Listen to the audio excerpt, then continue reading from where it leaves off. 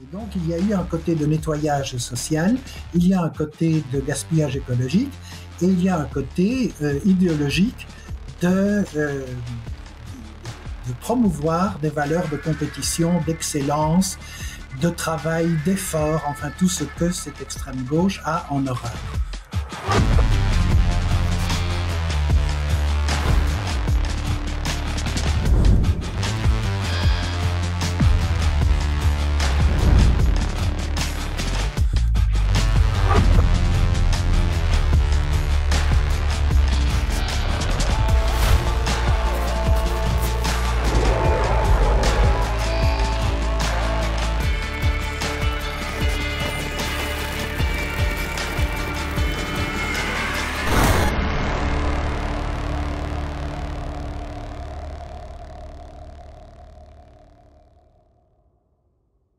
Daniel Dory, bonjour. Vous êtes expert en analyse géopolitique du terrorisme et géographe.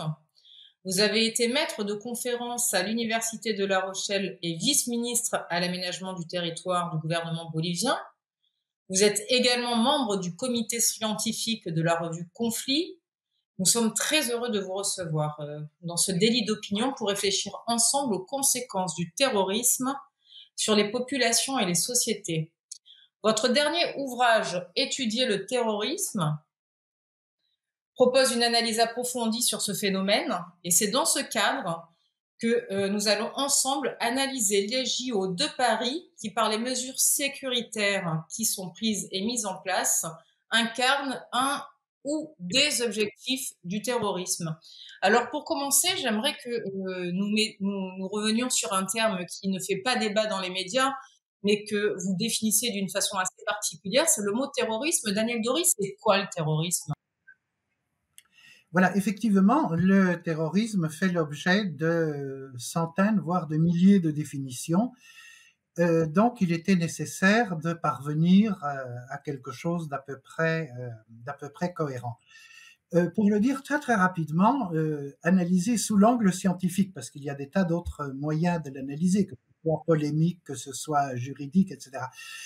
Analyser sous l'angle scientifique, le terrorisme est avant tout une technique violente de communication. C'est-à-dire, c'est l'utilisation de la violence et de la menace de la violence, et ou de la menace de la violence, ça c'est très important, l'aspect menace, pour transmettre des messages à différents auditoires. Et les victimes immédiates de cette violence ne sont pas les destinataires, en fin de compte, des messages, mais ce sont les gouvernements, ce sont des organisations concurrentes à celles qui font l'attentat, ce sont des audiences de sympathisants, de mouvances ethniques, de diaspora, de groupements nationalistes, politiques, religieux, etc. Le terrorisme étant une technique, elle est à disposition de tous ceux qui veulent s'en servir. Et on s'en sert à la suite d'une décision rationnelle, c'est-à-dire que l'on choisit en fonction des moyens que l'on a, qui peuvent être en général assez réduits, on choisit en fonction de ces moyens de procéder au terrorisme, au plus tôt à des assassinats politiques, au plus tôt à la guérilla, etc. Et donc le terrorisme est le recours au terrorisme est le produit d'un choix rationnel d'acteurs quelconques. À quelconque, vous pensez peut-être au terrorisme d'État ? Le terrorisme d'État comme les autres, c'est-à-dire que c'est un sujet qui a généré des faux débats dans la mesure où l'État n'est pas une entité abstraite. L'État est un ensemble d'institutions qui est tenu, organisé, dirigé par un certain nombre de gens qui appartiennent à un courant politique, un courant ethnique, à n'importe quel groupement qui arrive au pouvoir. Et le recours au terrorisme avec les moyens de l'État ne présente pas une différence radicale avec ceux qui recourent au terrorisme sans les moyens de l'État. Et on peut avoir les mêmes auteurs qui, ayant passé une partie de leur carrière dans l'opposition, et donc pratiquant un terrorisme non étatique, vont arriver au pouvoir et vont ou ne vont pas continuer à pratiquer du terrorisme. C'est le cas, par exemple, de Nelson Mandela, de Menachem Begin et de quelques autres. C'est-à-dire que le terrorisme d'État, c'est simplement le terrorisme mis en œuvre par des groupes, des réseaux, des gens qui ont accédé au pouvoir, quel qu'il soit. Donc il n'y a pas de hiatus entre l'État comme entité abstraite. L'État, c'est quelque chose de très concret. C'est un ensemble de moyens de coercition, d'administration des biens et des personnes et de dispositifs d'influence qui vont avec. C'est le contrôle des médias, c'est le contrôle de l'armée, c'est le contrôle de la police, c'est le contrôle des douanes, c'est le contrôle du budget. Mais une organisation non étatique a besoin aussi de contrôler un budget, a besoin aussi de contrôler des médias, etc. C'est-à-dire qu'il n'y a pas de hiatus à ce niveau-là. Le terrorisme est simplement une technique qui est à la disposition, comme je l'ai dit, de n'importe quel acteur, soit-il un président de la République ou un pseudo déséquilibré dans les rues de Paris, allant à la Akbaré avec un couteau plus ou moins rouillé. C'est-à-dire, on est dans... Il y a un fait qui m'interpelle. Une attaque coordonnée de la SNCF a été menée à quelques heures seulement de la cérémonie d'ouverture des Jeux. Daniel Dory, est-ce qu'on peut parler d'acte terroriste ou est-ce que c'est un simple sabotage comme on l'entend dans les médias actuellement et où le terme terroriste n'a pas énoncé? Je me permets de vous poser cette question puisque vous parlez également d'acte terrorisme comme transmission de messages qui ne nécessitent pas nécessairement de mort. Alors, à la veille le jour de notre cérémonie d'ouverture, pardon, cette attaque, acte terroriste ou simple sabotage? Eh bien, les deux. Et ceci emmène une double réponse. La première, il s'agit à ce que l'on sait à l'heure actuelle, parce qu'on est à 3 jours de l'événement, donc il y a encore beaucoup d'informations et de désinformation qui va couler sous les ponts pour filer la métaphore de la Gay Pride inaugurale des Jeux Olympiques à Paris. Et le fait important, c'est que le terrorisme a différents modes opératoires. Le sabotage en fait partie. Et effectivement, vous avez raison de le dire, le terrorisme en général tue peu, sauf quelques coups d'éclat spectaculaires comme le 11 septembre, le Bataclan dans une certaine mesure, etc. Certaines manifestations, par exemple des camions qui explosent en Somalie, qui peuvent faire dans les 500 morts. Mais en général, on a une mortalité assez faible. Et une grande partie des actions terroristes ne produisent pas de morts. Et ici, on a un acte de nature terroriste. Pourquoi de nature terroriste? Parce que c'est une action coordonnée, organisée, visant à transmettre un message tout à fait clair sur les conditions dans lesquelles les Jeux olympiques sont préparés et incidemment ridiculiser la capacité de l'État français à gérer le territoire et les flux, notamment de voyageurs, qui sont liés à l'événement des Jeux olympiques. Donc il y a ce côté-là, c'est terroriste parce que c'est une violence destinée à communiquer, là il n'y a pas de doute. D'ailleurs il y a une revendication oblique par un collectif inconnu. Et ce message alors qu'ont voulu lancer les auteurs lors des JO, au-delà de décrédibiliser l'État français, le message de cette attaque menée au sein de la SNCF, qui n'a pas d'ailleurs impacté que les JO, mais de nombreux Français qui souhaitaient partir en vacances, il faut le rappeler. Oui, pas que des Français d'ailleurs. Mais le message, pour l'instant, est un message qu'il faut analyser concernant sa provenance, son origine, son authenticité, parce que ça, il peut s'agir aussi d'une attaque sous faux drapeau, hein, toujours garder ça présent à l'esprit. Mais enfin, en l'état, ça rappelle quelque chose dans les années 90, où il y avait un comité invisible qui avait saboté ou tenté de saboter une ligne de TGV et ça avait donné lieu à un épisode assez grotesques au niveau politique et judiciaire, etc. Donc on est dans les modes habituels de l'extrême gauche. Et ça m'amène à une autre considération qui est très importante. C'est pourquoi Mais qu'est-ce que peut nous dire l'extrême gauche à travers cet acte, Daniel Dory? C'est quoi son message? Qu'est-ce qu'elle dit, l'extrême gauche à travers ce type d'acte? Parce que moi, j'ai du mal à comprendre le message, hormis bloquer un pays. C'est quoi sa revendication? La revendication et le message qui est connu, c'est-à-dire on n'apprend rien avec ce message, puisque c'est dans les groupes d'extrême gauche, extrême gauche écolo, hein, on a affaire à la mise en cause des Jeux Olympiques pour fondamentalement trois raisons. La première, c'est que ça développe un esprit de compétition. Évidemment, les compétitions sont le propre des Jeux Olympiques, de compétition qui nuit à l'égalitarisme qui doit prévaloir entre les bisounours, etc. Bon, premier point.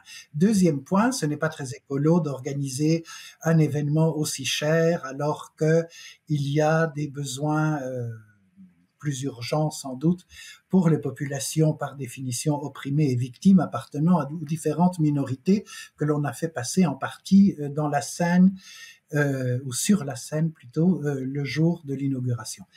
Et le troisième élément, qui est non moins important, c'est que la préparation des Jeux Olympiques ont engendré un déplacement des populations, des clochards, des sans domicile fixe, des mineurs non accompagnés de 30 ans, des réfugiés, entre guillemets, qui squattaient les rues de Paris, et on les a disséminés dans l'ensemble du territoire, ce qui correspond pour ces organisations et pour ces associations qui soutiennent et qui vivent du soutien aux migrants et du recyclage de l'argent des fondations privées et de l'État pour cette fin, représente un manque à gagner. Donc il y a eu un côté de nettoyage social, il y a un côté de gaspillage écologique et il y a un côté idéologique de promouvoir des valeurs de compétition, d'excellence, de travail, d'effort, enfin tout ce que cette extrême gauche a en horreur. Voilà, ça c'est la rationalité qui est derrière. Et je rajoute la fin de la réponse à la question initiale. Pourquoi est-ce qu'on a beaucoup de mal à qualifier ça de terroriste? Tout simplement parce que les appareils de transmission idéologique considèrent que puisqu'ils sont largement sous le contrôle de l'idéologie gauchiste, considèrent que les écologistes sont fondamentalement des gens gentils qui appartiennent au camp du bien.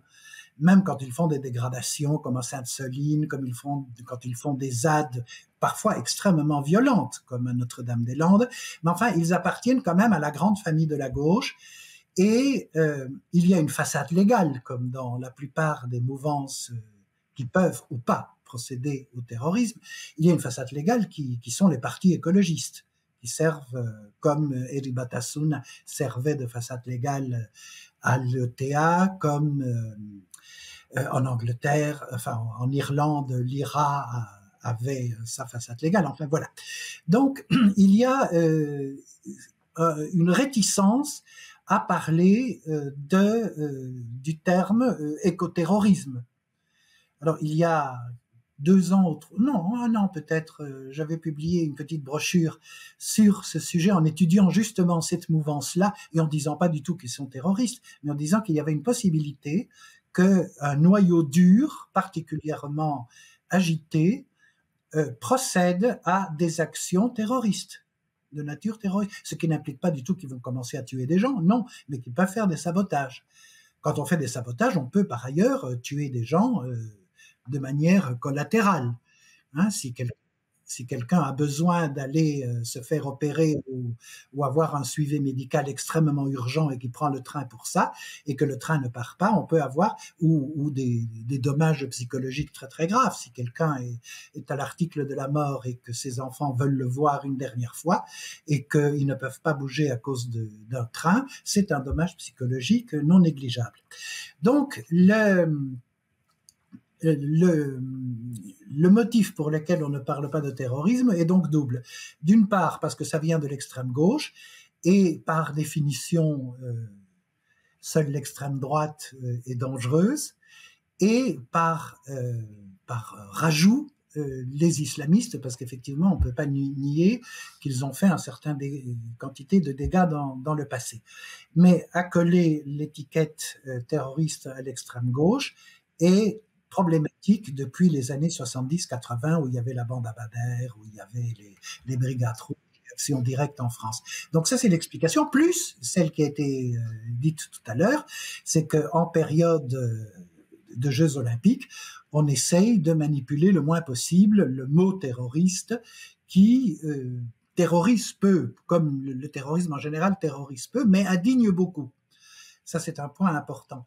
Mais génère une certaine ambiance d'anxiété, et ça, on y reviendra, cette ambiance d'anxiété qui a été entretenue par l'ensemble des mesures qui ont été prises dans la prévision des Jeux olympiques, et c'est ça qui est le point le plus important, c'est-à-dire que même sans faire de dégâts, sans la moindre bombe, sans le moindre attaque au couteau pour l'instant, le terrorisme a entraîné, enfin la menace du terrorisme et la nécessité pour l'État de montrer qu'il fait quelque chose, va générer une série d'effets qui sont totalement pareils à ceux qu'aurait entraîné le terrorisme si un groupe quelconque y avait recouru. Alors, est-ce que vous avez le sentiment, au regard de toutes les mesures de sécurité qui sont en place, que nous vivons comme si nous avions été atteints par une attaque terroriste? C'est-à-dire, est-ce qu'à vos yeux, on peut parler paradoxalement, de triomphe du terrorisme dans le cadre de l'organisation de ces JO, Daniel Dory, tout en sachant que si l'État français ne faisait rien, ça lui serait évidemment reproché au cas où une catastrophe se produirait. Voilà. Eh bien, la force du terrorisme comme stratégie asymétrique, c'est qu'il gagne pratiquement toujours.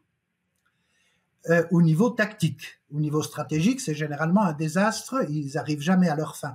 Mais sur le court laps de temps et au niveau tactique, ils placent les autorités dans un dilemme épouvantable, c'est-à-dire soit on ne fait rien, on ne produit pas d'anxiété, mais si une catastrophe se produit, il est impossible politiquement de légitimer le fait de n'avoir rien fait.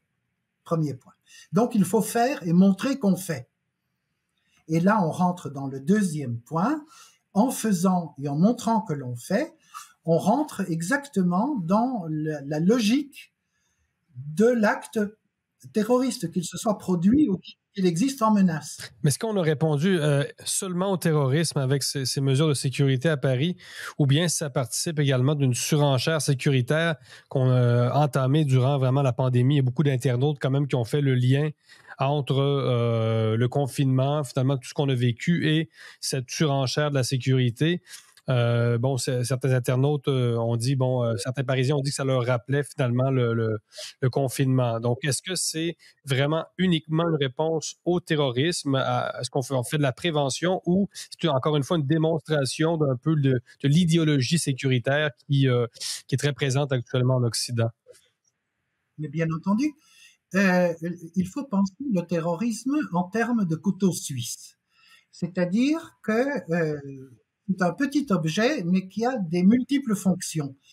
Et l'une des fonctions du terrorisme consiste à faire passer des lois liberticides, consiste à muscler les dispositifs de sécurité, que l'on reprocherait aux États de ne pas avoir pris en cas d'attentat.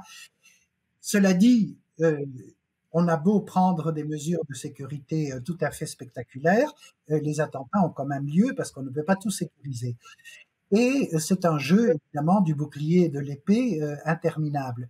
Mais les lois restent et les dispositifs qui sont mis en place, même au niveau des paysages urbains, et on vient de publier avec Anne-Laure un article là-dessus, c'est-à-dire que les mesures de prévention du terrorisme au niveau des paysages urbains, par exemple, et au niveau de la législation, et au niveau de l'image, de la surveillance, plutôt, de la population avec des dispositifs de plus en plus sophistiqués, caméras, drones, etc., reste.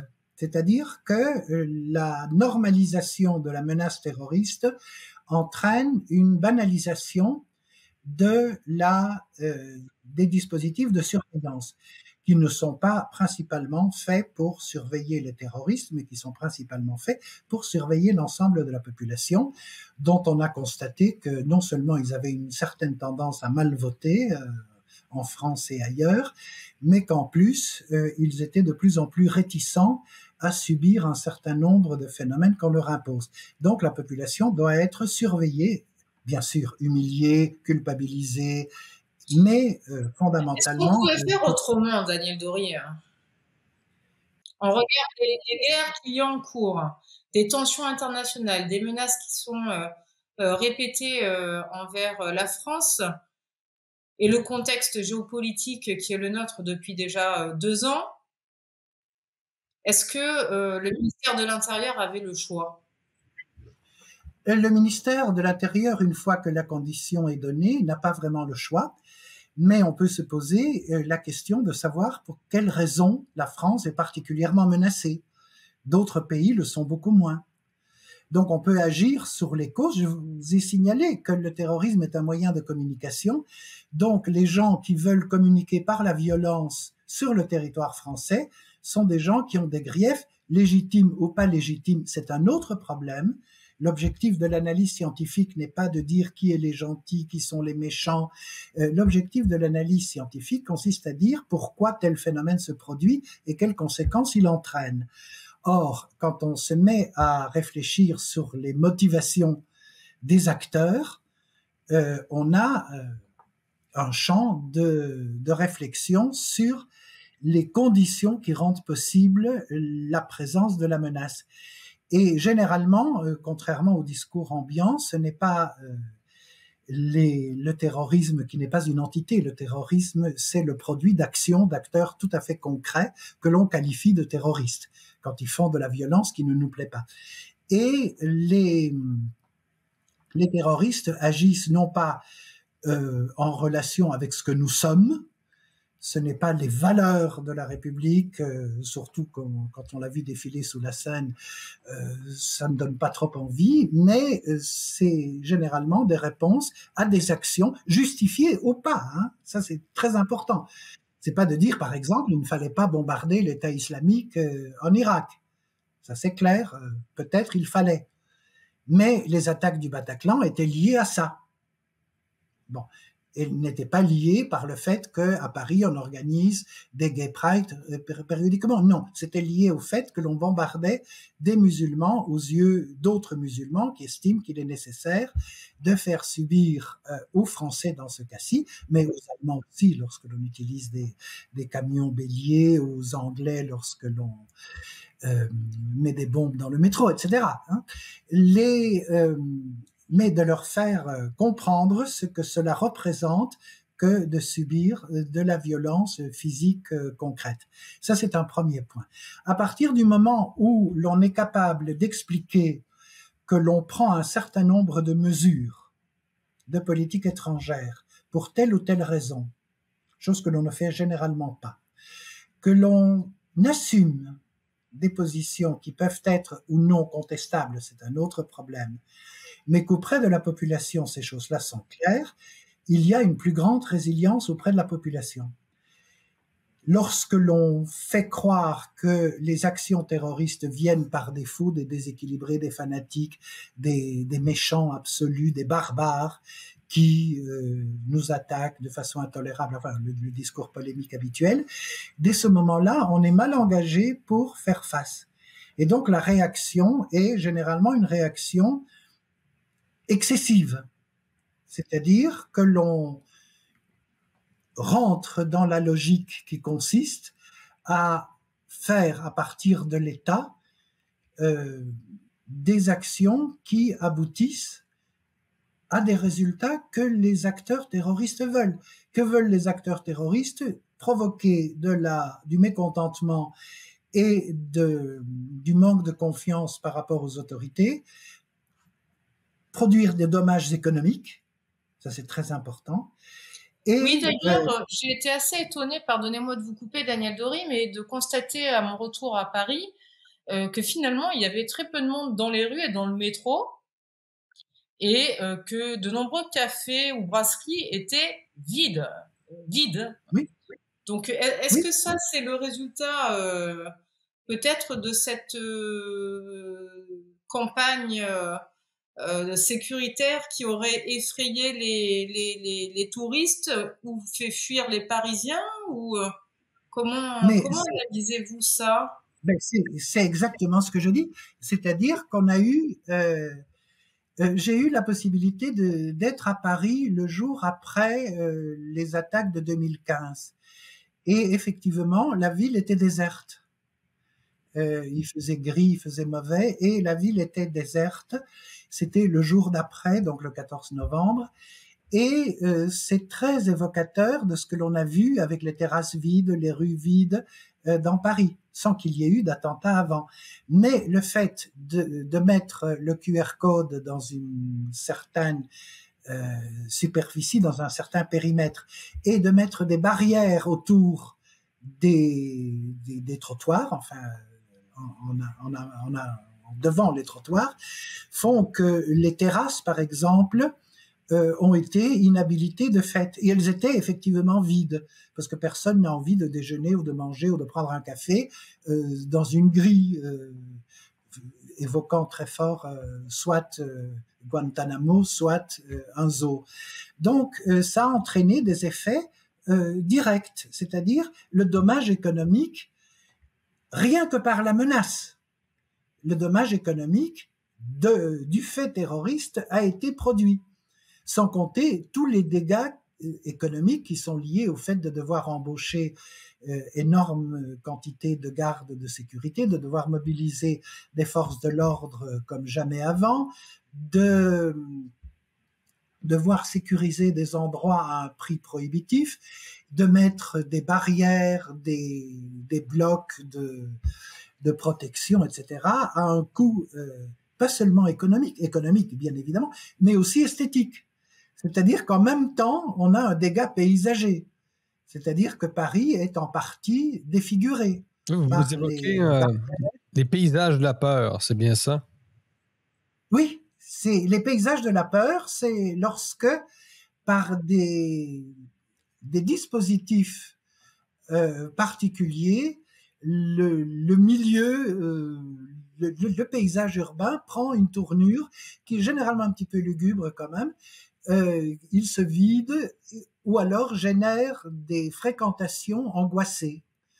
Et c'est le propre des zones que l'on appelle très improprement dans les banlieues françaises de non-droit, ce qui est évidemment absurde puisque c'est le droit des voyous qui s'y applique, mais de façon très très efficace, et dans les endroits qui sont soumis à un haut risque d'attentat ou bien de violence physique non terroriste. Hein. Ça peut être de la violence qui tient au vivre ensemble à l'européenne. Mais ça influe directement sur le paysage. Ce n'est pas seulement, ce qui est important aussi, ce n'est pas seulement les blocs de béton, les bacs de fleurs qui servent à embellir le fait qu'ils sont là pour empêcher les voitures d'écraser les gens, ou bien les poubelles qui sont tout à fait typiques, ou bien les caméras de sécurité dont on dissimule une partie mais l'autre non, et ainsi de suite. C'est-à-dire qu'il y a des dommages réels sur le paysage qui entraînent des comportements qui sont particuliers. Voilà. C'est la menace terroriste. C'est d'ailleurs très troublant quand on voit ces images. Quand on voit ces images de Paris, alors cette zone-là qui est sous contrôle, on peut dire qu'elle est terriblement laide. Il y a pas d'autre terme. Alors, ce n'est pas l'entièreté de Paris qui est sous barricade et sous grillage, mais enfin cette partie-là que j'ai pu traverser, et d'une rare laideur. Est-ce que ça a été anticipé ou pas? Parce qu'en plus, il s'avère que c'est la partie la plus touristique de Paris. Une des parties les plus touristiques, c'est-à-dire que là, on a amputé le regard, on n'a aucune perspective. Les principaux monuments de Paris sont difficilement photographiables. Ça a été pensé, ça, à votre avis, lors de l'élaboration de ces jeux ou pas? Ou est-ce qu'on aurait pu faire autrement? Comment se fait-il qu'on ait enlaidi Paris à ce point pour les touristes? Bon, il y a un long processus d'enlaidissement auquel travaille très Mais activement. là, c'est quand même costaud. Hein. Non, mais on a franchi un seuil.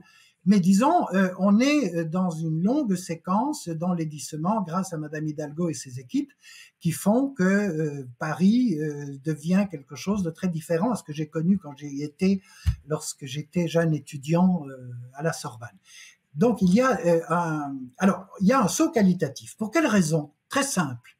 C'est que la sécurité est devenue la priorité absolue. Et dès le moment où la sécurité devient la priorité absolue, c'est les gens qui pensent les dispositifs de sécurité, bien ou mal, parfois bien d'ailleurs, et parfois de façon relativement absurde, qui ont la voix finale. Et donc, dans ce cas-là, on laisse tout à fait de côté le côté esthétique, qui est un dommage collatéral. Alors, pour les touristes, sachant, par exemple, que l'un des points recherchés par les amoureux asiatiques en particulier, c'est de faire des photos d'amoureux au pied de la Tour Eiffel, du Trocadéro, etc., parce que on considère que c'est romantique. Bien. Et que sans doute une grande quantité de jeunes couples ont profité des Jeux Olympiques. Ils se sont dit on va bien sûr aller regarder ça, mais on va aussi faire la virée romantique. Tout ceci est rendu impossible. Ça, c'est tout à fait important au niveau du tourisme. Alors, dès le moment où ils le savent, certains vont annuler leur réservation. Il y a quelque chose qui est important à savoir, c'est que les conséquences indirectes de ça au niveau économique se traduisent par un fiasco hôtelier important. Mais là aussi, une action terroriste quelconque vise à détruire le tourisme et le commerce. D'ailleurs, on en a des exemples en 2015 à Sousse, en Tunisie, où c'est tout à fait parlant. Il a suffi d'attaquer une plage avec des touristes anglaises principalement que l'on a massacré, et le musée du Bardo, c'est-à-dire deux endroits touristiques tout à fait importants, pour réduire le tourisme au minimum. En Égypte aussi, etc. C'est-à-dire, il y a une relation sur laquelle j'ai d'ailleurs publié un certain nombre de travaux, une relation très très forte entre le tourisme et le terrorisme. Pour quelle raison? C'est une raison théorique. C'est parce que le terrorisme étant un moyen de communication, utilise des victimes qui ont une identité particulière. C'est-à-dire ce que j'appelle une identité vectorielle, c'est-à-dire des gens dont la victimation, dont la souffrance, vue à la télévision, transmise par la presse, est le mieux susceptible de transmettre le message. Or, quoi de mieux comme identité vectorielle que les touristes internationaux?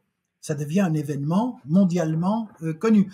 Alors qu'un camion peut exploser en Somalie, le résultat est peut-être un entrefilet dans la presse. Donc l'identité vectorielle est importante, et l'identité vectorielle des gens qui assistent à des Jeux Olympiques est particulièrement remarquable, puisqu'il rentre dans la catégorie du tourisme, plus un événement sportif qui relève de la constellation du bien, et les Jeux Olympiques qui sont par tradition des lieux, des moments où l'on fait la paix, où les gens se retrouvent dans le sens de la compétition et de l'excellence, mais où les clivages habituels et les antagonismes habituels disparaissent. Ce sont des lieux neutres, des lieux de trêve. Or, ceci est remis en cause dès le moment où le lieu de trêve est barricadé de caméras, de policiers, de voitures aux sirènes hurlantes et de messages anxiogènes.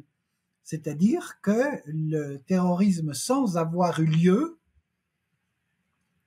dans le périmètre, il a eu lieu dans l'environnement de la SNCF, hein, quand même.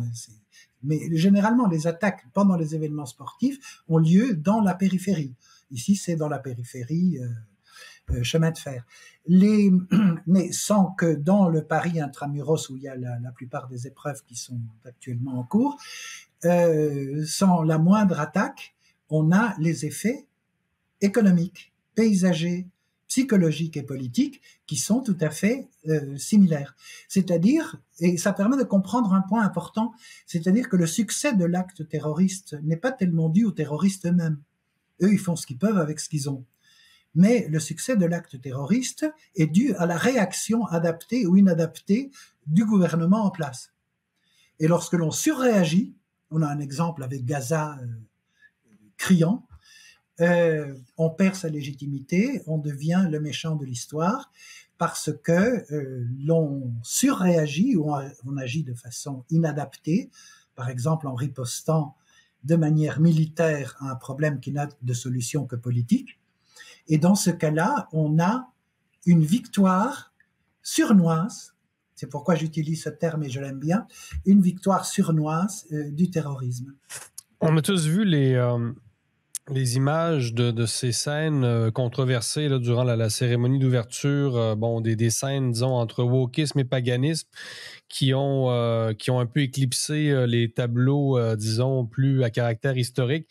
On sait que plusieurs États ont censuré en direct ces images-là. Est-ce que vous pensez, Daniel Dory, que le système de sécurité écrasant installé à Paris était destiné à prévenir, en fait, ce qu'on considérait comme ce qu'on anticipait comme une réaction potentiellement d'intégristes religieux, les islamistes, etc. Parce qu'on le sait, là, ces images-là ont choqué non seulement plusieurs Français, mais plusieurs personnes à l'étranger. Oui, ça je ne le pense pas pour une raison assez simple, c'est que l'organisation, et là je ne traduis pas un secret, mais enfin je connais des gens qui ont participé aux réunions, bref. Au moment où les questions de sécurité se posaient, il y a eu plusieurs équipes, plusieurs réunions, etc. Donc je le sais de sources directes pour un certain nombre. Au moment où la question de la sécurité se posait, le contenu même de cette manifestation était inconnu. Le secret a été gardé jusqu'au dernier moment. C'est-à-dire que l'essentiel des gens ont découvert le contenu du spectacle le jour même, et en temps réel. Donc là, je pense pas qu'il y ait eu une précaution particulière. C'était assez générique. D'ailleurs, pour répondre à ta question qui est très intéressante, Jérôme, je pense que ils ont touché uniquement là l'aspect chrétien. Hein, ils l'avaient pas anticipé, ça. C'est les chrétiens qui sont choqués. D'ailleurs, ils reviennent maintenant sur le fait qu'ils n'avaient pas voulu imiter la scène. Or, moi, j'ai des screenshots d'Instagram où c'est écrit la scène revisitée magistralement. Donc, vaut mieux assumer. Aujourd'hui, ils parlent d'un spectacle à la gloire hellénisque, etc. Mais c'est une manière de sortir la tête haute du scandale que prend cette histoire de vexation catholique partout dans le monde. Oui. Mais au-delà de... Donc, c'est pas les cathos qui seraient allés casser du gradin, tu vois. Ils ne l'auraient pas fait pour les musulmans, c'est clair et net. Ni pour les juifs. Mais tout ce qui est drag queen, puis LGBT, là, disons que même sans ça, les islamistes ont dû trouver ça assez décadent, là. Parce que tout ce qui est wokisme est interprété très, très négativement à l'extérieur de l'Occident, là. Oui, mais bon, il y a eu un effet de surprise et de sidération. Je parle, il y a eu des scènes magnifiques et des scènes d'une rare laideur. Vraiment, d'une laideur. Moi, j'ai été très, très gênée par la scène où on fait la promotion du couple à trois. J'étais avec ma fille. C'est déjà difficile d'éduquer un enfant, de lui donner des bases, etc., d'essayer de lui faire trouver un chemin Alors si en plus on fait la promotion du libertinage, non. Donc moi il y a des scènes qui m'ont choquée personnellement. Il y en a certaines que j'ai trouvées splendides, géniales.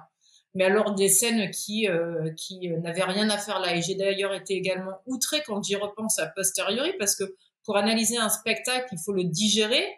Moi, j'ai été très émue de ce que j'ai vu, très émue par les moments très réussis. Et le lendemain, j'avais quand même une espèce de sentiment de malaise, quand je pense tout de même que on a pu se réjouir aussi de la décapitation d'une femme. Pour un pays qui se dit féministe, danser devant une femme qui a été décapitée et du reste d'ailleurs ce n'est pas la seule, mais c'est des moments de l'histoire d'une rare violence. Est-ce que faire la joie sur la souffrance de milliers de personnes, c'est bienvenu? Je ne suis pas certaine. Voilà, a posteriori, il y a certaines analyses comme ça le lendemain du réveil qui interrogent. Au-delà même des drag queens, c'est cette scène-là du trouble et de cette danse face à la violence, le lendemain me heurte. Alors je garde tout de même à l'esprit, et ça c'est mon côté chauvin, ce qui a été parfaitement réussi et extrêmement émotionnel. En revanche, pour revenir à ta question de départ, je suis plutôt déçue que l'on n'assume pas le fait que ce soit la scène qui a été mise en scène, hein, pour le coup, sur la scène, parce que quand on fait les choses, il faut aller jusqu'au bout, et c'est pas et les assumer, les défendre. Alors certes, ça fait aujourd'hui, ça pose énormément de problèmes de réception, mais j'aurais trouvé beaucoup plus courageux et noble que ceux qui en ont fait l'apologie le soir même sur Instagram, Internet, les réseaux sociaux, et ont applaudi à la revisitation de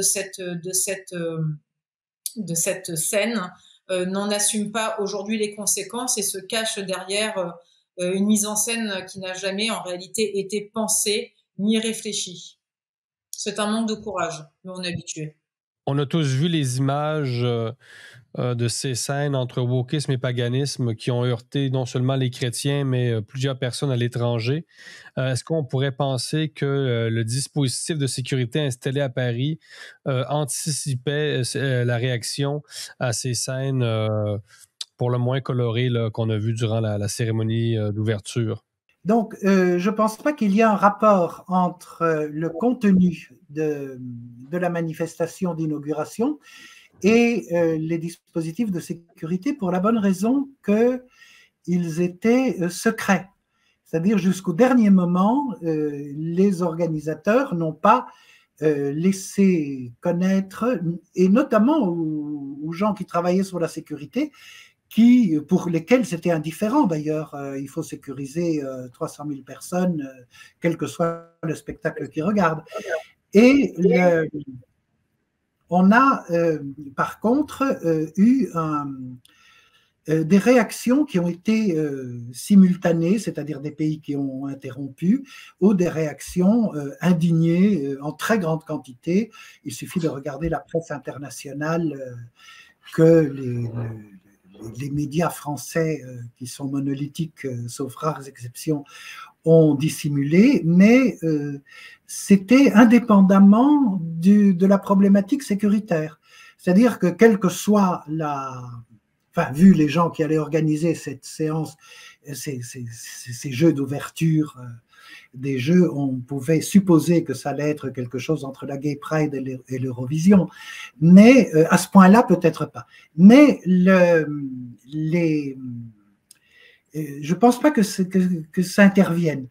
Ça peut-être intervenir après pour motiver dans la foulée quelques illuminés particulièrement indignés, mais disons, ça ne change rien à la logique que j'ai exposée avant, c'est-à-dire on est face à des gens qui peuvent vouloir communiquer des messages de type religieux, de type politique, de type ce qu'on veut, dans le contexte des Jeux Olympiques, parce que pendant les Jeux Olympiques, il y a une masse de moyens de communication qu'il n'y a pratiquement jamais dans le monde aussi disponible pour transmettre les messages.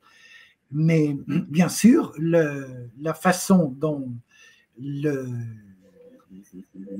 séance, l'ouverture, la cérémonie d'ouverture s'est déroulée n'aide pas, mais sans plus.